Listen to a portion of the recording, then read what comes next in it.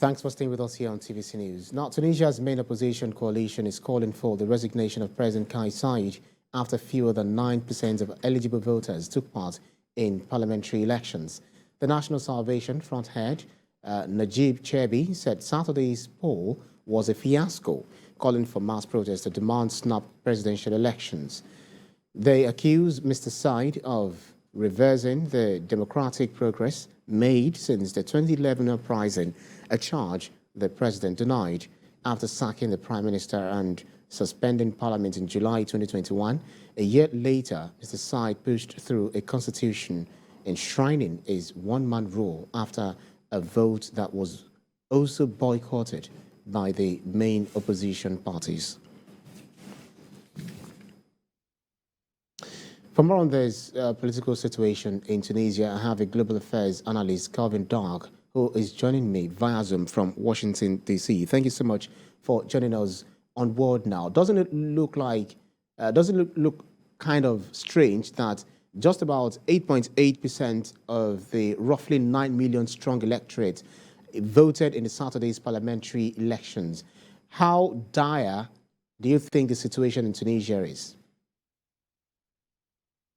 Hey, good to be here. I think it's a very dire situation. And as I was watching the, lead up to the elections and, of course, the abysmal turnout, I think we can say that it happened for three reasons. I think the biggest reason is the economic situation in Tunisia, that is what's occupying most citizens' lives, how they're going to eat, support their families. And so that was their main preoccupation. I think the second reason why you had such a low turnout is because of the constitutional reforms that were recently put in place.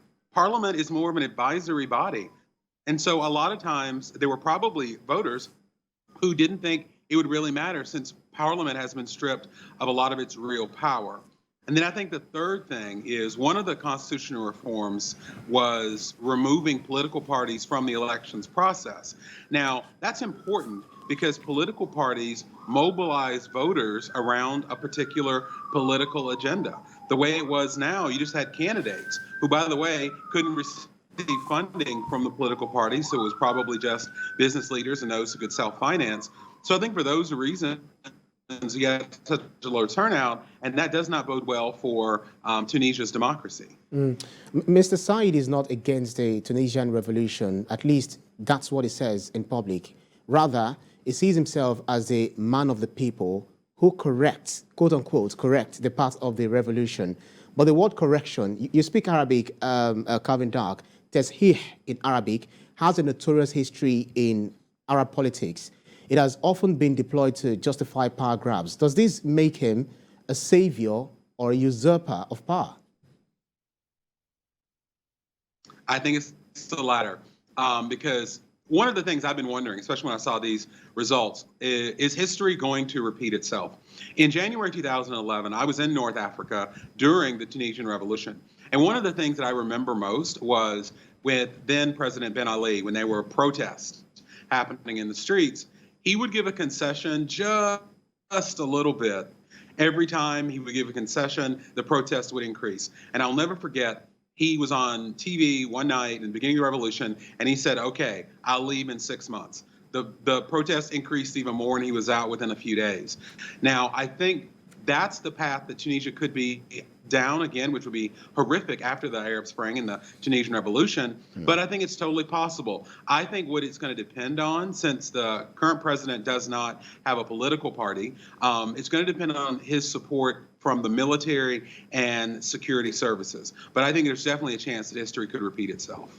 Well, just like you said, Tunisia was the birthplace of the Arab Spring and is often held up as the sole success of the revolt across the region.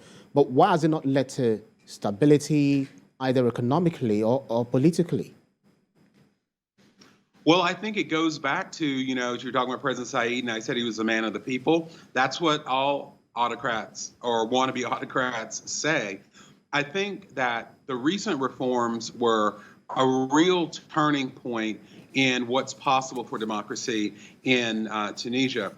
And President Saied was just here in Washington, D.C. last week at the U.S.-Africa Leaders Summit. And I saw one of the interviews he did, I think it was with the Washington Post, where, and I'm paraphrasing here, he essentially told the U.S. to get out of Tunisia's business when it came to criticizing the constitutional reforms. Whenever you can't justify constitutional reforms by the principles of democracy, you're going down the wrong road. And I think that is what we're headed to. So I hope the African Union, European allies, the United States can use whatever influence they have to help Tunisia be the democracy that the people protested and died for during the revolution just over 10 years ago.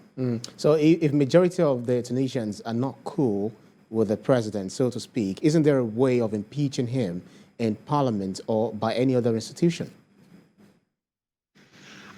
There are possible ways. Now, with the constitutional reforms, it made it a whole lot less likely. And unfortunately, and this is where part of the problem comes in with you're talking about the last question, how do you consolidate democracy? When you put too much power in one branch, in this situation, one person, it's hard to have the system of checks and balances that are required in a democracy. So that's why I think if he's going to be removed, it will either be from political pressure that he just realizes that this doesn't help Tunisia, and if he is a member of the people, he would do that to save Tunisia's democracy.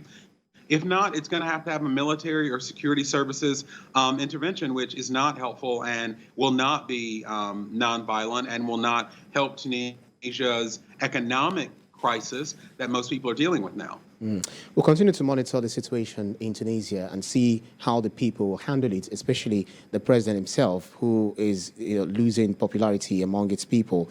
Global Affairs Analyst Calvin Dark, thank you so much for your keenness of insight always. Thank you.